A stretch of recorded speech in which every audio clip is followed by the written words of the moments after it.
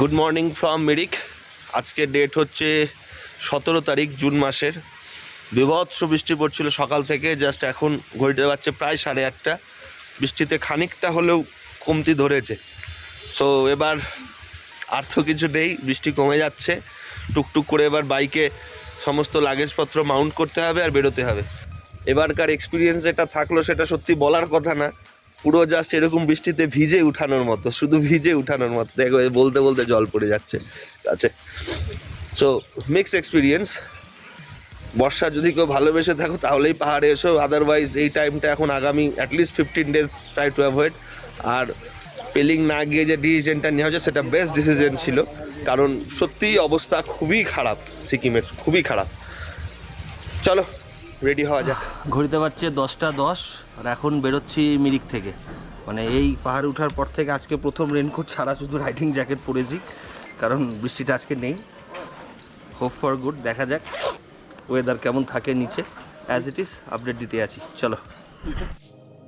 একটু আগে বাড়ি থেকে ফোন এসেছিল, দার্জিলিং আর কালিম্পংয়ে আজকে অতি ভারী বৃষ্টির সতর্কতা জারি হয়েছে। ব্যবসায় বাড়ি থেকে নির্দেশ, যত তাড়াতাড়ি সম্ভব নিচে নেমে কল করো। তাই করবো। ভিউ তো আজকে যা দেখার, একটু কালকের থেকে বেটার, একটু খোলা খোলা আকাশ আছে, তো এক্সপেক্ট করা যাচ্ছে একটু ভালো ভিউ পাওয়া যাবে আজকে।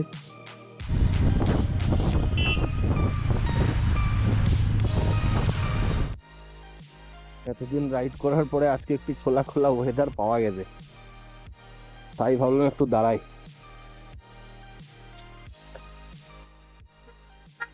কালকের পরে আজকে এত খোলা খোলা ওয়েদার পাওয়া গেছে, তাই ভাবলাম একটু দাঁড়িয়ে যাই, চালানো একটু অ্যাবজর্ব করে নি ওয়েদারটা। এখানে বাইকগুলো দাঁড়িয়ে আছে।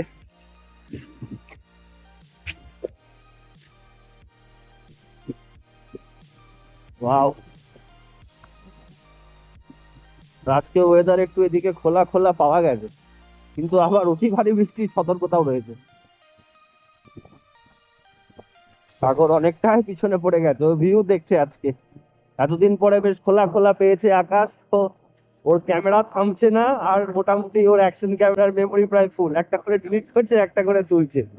সো কনফিউজ, ও কোনটা ছাড়বে কোনটা তুলবে।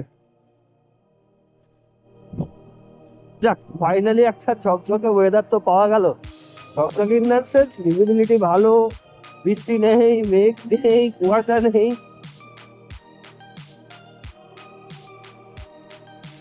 সব মিলিয়ে ভালো, নো ডাউট।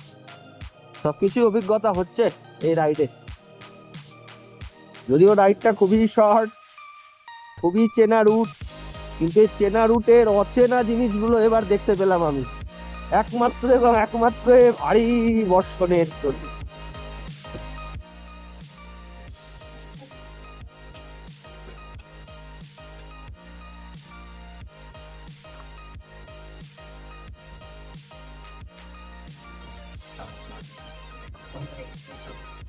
একটা মিরিক থেকে আসার সময় আমার খুব ভালো লাগে, একদম সাইডটা জাস্ট খাড়া, এখানে কিন্তু পুরোটা কেটে বানানো, এখানে এই সাইডে কিন্তু কোনো গার্ড ওয়ালের ফাংশন নেই, পুরোটাই পাহাড়ের ধারটা কাটা।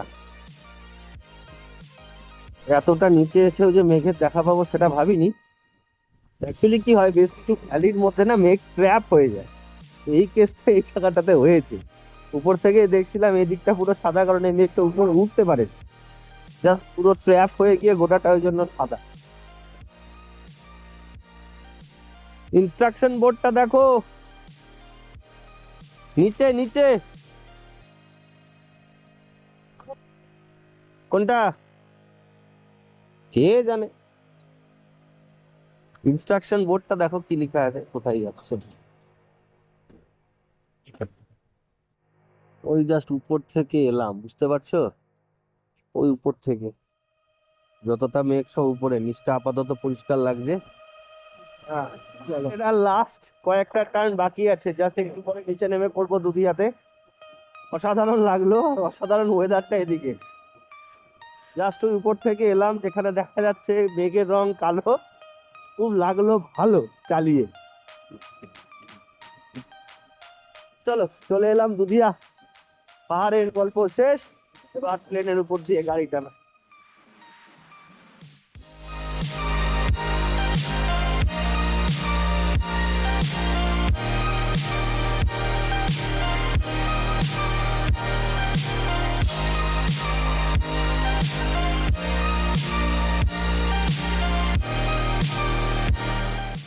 এই হচ্ছে মোড়, এইটা চলে যাচ্ছে টুয়ার্ডস পাংখাবাড়ি, এইটা চলে যাবে টুয়ার্ডস মাটি।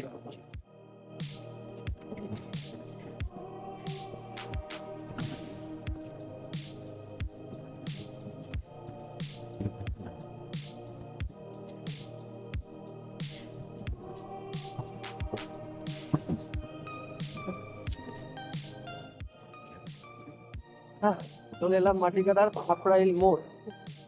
এখান থেকে আমরা নিয়ে যাবো ডান দিকে, বাম দিকে চলে যাবে সেবকের দিকে, আর ডান দিকে চলে যাবে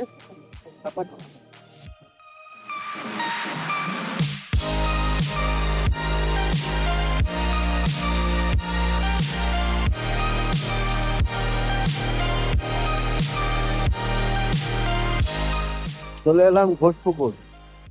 এখন দাঁড়ানো যাক আর দাঁড়িয়ে একটু খাওয়া দাওয়া করা যাক।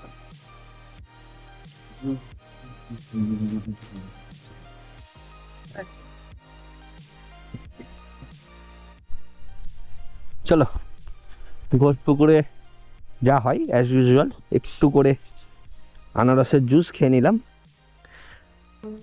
ওয়েদার মোটামুটি মেঘলা আছে, কিন্তু বৃষ্টি এখন পর্যন্ত এদিকে নেই, একটু আগে হয়েছে বললো। আর টুকটুক করে এবার আগানো যাবে। হ্যাঁ কি বুঝলাম না? খাওয়া দাওয়া যতক্ষণ টানতে পারি টেনে নি, তারপরে দেখা যাবে। হ্যাঁ ওইটাই তো একটু পরে পৌঁছে যাবো। বাচ্চা কটা? 2টোর পরে টাইম করি খাবার নাকি? 12:30 তো 1.5 ঘন্টা ডিরেক্ট টেনে নি, যতদূর যাওয়া যায়। চলো ওয়েদার একটু এদিকে ভালো ভালো পেয়েছি, না এখন হাইওয়েতে রাইড করবো, সো উইন্ড ব্লাস্ট প্রচুর হবে, তো কষ্ট মষ্ট করে তাও অডিওর সেট আপটাকে মাউন্ট করলাম গোপ্রোতে, যাতে একটু ক্লিয়ার অডিও তোমাদেরকে দিতে পারি। ভাই পাহাড়ের অবস্থা সত্যি খুব খারাপ, খুব মন খারাপ লাগছে এটা বলতে। তাও রিকোয়েস্ট করব যে আগামী কিছুদিন অ্যাটলিস্ট দিন 15 দার্জিলিং সার্কিটটা একটু অ্যাভয়েড করো। ওয়েদারের অবস্থা ভালো নেই, ওয়েদারের খবরও ভালো নেই, কালিম্পং এর দিকেও একটু সমস্যা আছে, আর সিকিম তো বলার কথা না, এই বছরে প্রায় ভুলেই যেতে হবে। আমি কবে থেকে উদ্গ্রীব হয়ে আছি যে গুরুদম্বাটা খুলবে, আমি আরেকবার গুরুদম্বা রাইডে যাব, কিন্তু প্র্যাকটিক্যালি বলছি ভাই কোনো ফিজিবিলিটি লক্ষ্য করা যাচ্ছে না, কারণ আগের বার যা ড্যামেজ হয়েছিল এবারও মানে যত দিন যাচ্ছে আর যতগুলো বর্ষা খাচ্ছে, নর্থ সিকিম যেন মনে হচ্ছে ধীরে ধীরে কেটে যাচ্ছে আমাদের থেকে। Hope for the best, finger cross, যে কোনোদিনও হয়তো আবার সবকিছু স্বাভাবিক হবে, নর্মাল হবে, তবে টাইম নেবে। মানে যে কোনো দুর্যোগ যখন আসে যেরকম হুশ করে আসে, কিন্তু সেটা থেকে রিকভারি করতে যথেষ্ট টাইম লাগে। ঘড়িতে পারছে 1:20, আর এখন পার করছি ইসলামপুর বাইপাস। তো যেটা ঠিক করলাম, ইসলামপুর বাইপাসের এখানে আর ওই হোটেলটাতে লাঞ্চ টাঞ্চ করবো না, 2টো পর্যন্ত গাড়ি টেনে নি, যতটা পৌঁছানো যাবে সেখানে গিয়ে লাঞ্চ করে নেবো। তো এক্সপেক্ট করছি কিষানগঞ্জের ওইখানে একটা ধাবা আছে বেশ সুন্দর, রুটি তরকা মরকা পাওয়া যায়, ওখানে গিয়ে কিছু একটা খেয়ে নেবো। চলো এই মুহূর্তে একটা ইনস্ট্রাকশন বোর্ড, ইসলামপুর বাইপাসের প্রায় কাছাকাছি চলে এসেছি। মালদা এখান থেকে 184, ডালখোলা 63, কিষানগঞ্জ 36। ইসলামপুর বাইপাস থেকে একটু আগিয়ে দাঁড়াই, সাগরের জন্য একটু অপেক্ষা করা দরকার। একটু আগে খবর পেলাম একটা, যে ট্রেনের একটা অ্যাক্সিডেন্ট হয়েছে। বন্দে ভারত দাঁড়িয়ে আছে অ্যাক্সিডেন্টের জন্য, বন্দে ভারত দাঁড়িয়ে আছে অ্যাক্সিডেন্টের জন্য, বুঝতে পারলে?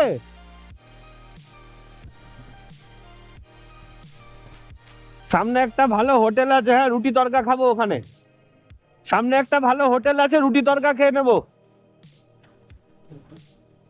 আনসারলাম, এখন বাজছে 3:20, রাজদরবার জাস্ট ও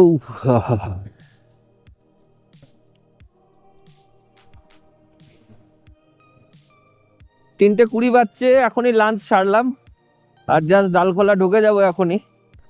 যেটা ঠিক হলো, সাগর রায়গঞ্জ দিয়ে গাড়ি চলে যাবে, আর আমি অ্যাজ ইউজুয়াল আমার তো রুট জানোই, ওয়েদারটা এখন বেশ ভালো। খাওয়ার পর না বেশ শান্তি পেলাম, সেই সকালে খেয়ে বেরিয়েছি, তারপর আর খাইনি, বুঝতেই পারছো। একবারে বাইপাসে দাঁড়িয়ে আছি, জলখোলা বাইপাসের উপর দাঁড়িয়ে আছি। গ্যারেন্টিড সাগর রাস্তা ভুল করেছে, ও পূর্ণিয়ার দিকে চলে গেছে।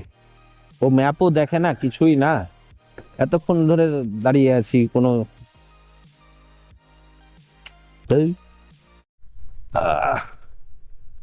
রায়গঞ্জ টোল পেরোলাম।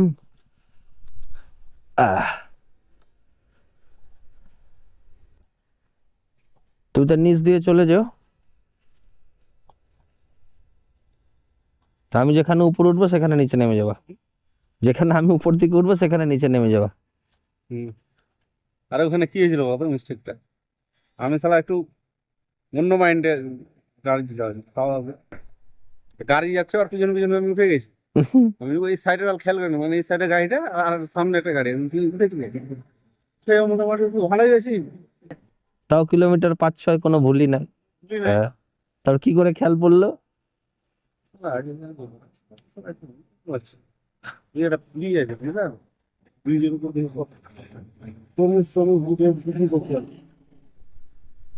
রাস্তা আমার শিওর হয়ে গেছে। সালা এগুলাকে ঠিক আছে, সাবধানে যা, চল। সামনে কিছুর একটা বিভৎস কালো ধোঁয়া উঠছে, বুঝতে পারছি না কিসের এটা।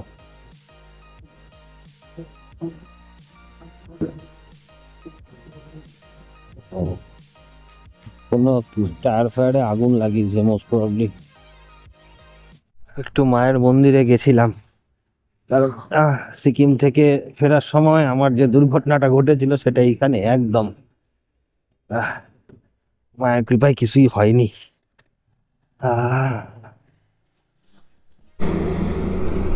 গোটা ট্রিপে বাড়ি ঢোকার প্রায় কিলোমিটার 40 বাকি আছে, আর এতক্ষণ আমি সূর্যের দেখা পেয়েছি। সত্যি ওয়েদার কিছু গেল, আর রাইড করেও সেই লাগলো ভাই।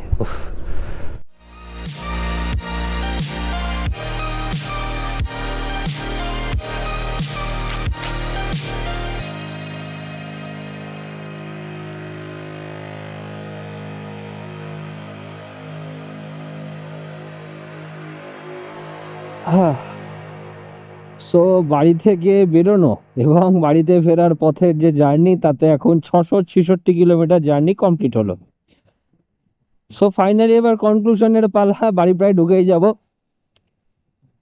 এইবার দার্জিলিং রাইডটা সত্যি আমি আস্তে আস্তে এবার দার্জিলিং রাইডের একটা প্লেলিস্টের নামও ঠিক করলাম, দার্জিলিং দর্পণ। দর্পণ এই জন্য দিলাম নামটা এবার প্লেলিস্টে, এত ভেজা রাইড ছিল যে প্রায় আয়নার মতো সবকিছু রিফ্লেকশন দেখা যাচ্ছিল। যাই হোক, ভালো লাগলো রাইড করে, আর এই রাইড থেকে অনেক কিছু শেখাও গেল। আমি বাড়ি থেকে বেরিয়েছিলাম পেলিং এর উদ্দেশ্যে, কিন্তু দার্জিলিং হয়ে ব্যাক করে চলে আসতে হলো, কারণ প্রচন্ড বৃষ্টি। সে বৃষ্টিতে রোড ব্লকেজ, তো রিস্কটাও হিসাব করে নেওয়া ভালো, সেই কথাই মাথায় রেখে কিন্তু ব্যাক করে আসা। সেকেন্ড, এই রাইডে আমার সাথে যে আরেকজন রাইড করলো সে একদমই নতুন রাইডার, জাস্ট জীবনে প্রথম সে লং রাইডে গেল। তার উৎসাহ খুব ভালো লাগলো, তার সাথেও রাইড করে খুব ভালো লাগলো। আর বর্ষাতে কি করে রাইড করতে হবে সেটা একটু নতুন ভাবে আর একটু যেন শিখলাম। সিকিমে একবার সেই বর্ষায় ভিজেছিলাম, তখন নিজেকে না মনে হচ্ছিল বড্ড অসহায়। এই ঘটনাটা এইবার হয়নি, যথেষ্ট প্রিপারেশন ছিল বর্ষার জন্য, সবগুলোই কাজে দিয়েছে। মোর ওভার খুব ভালো রাইডিং এক্সপিরিয়েন্স হলো এবার। সিচুয়েশনের সাথে সাথে নিজেকে অ্যাডাপ্ট করাতে পেরেছি এইবার। বৃষ্টিতে পাহাড়ের রাইড যেরকম গুরুদম্বা রাইডের সময়তে হয়েছিল, ওই কন্ডিশন হয়নি। যথেষ্ট বেশি নিজেকে প্রিপেয়ার ছিলাম বৃষ্টির জন্য, সেই প্রিপারেশনগুলো কাজে দিয়েছে, এবং সাকসেসফুলি আমি এখন বাড়ি পৌঁছাচ্ছি খুব সুন্দরভাবে। আর যেহেতু এই লাস্ট রাইডে আমার সাথে একটা ইনসিডেন্স ঘটেছিল, এটা তো খুব চেষ্টা করেছি আমি ভুলে যাওয়ার, এখনো পুরোপুরি ভুলতে পারিনি বলেই এই রাইডে বেরোনো। দার্জিলিং দর্পণের এই ব্লগটা এখানেই শেষ হলো। খুব তাড়াতাড়ি দেখা করব অন্য কোনো ব্লগে। আর নেক্সট লং রাইড হচ্ছে নেপাল মুক্তিনাথ। চলো বাই।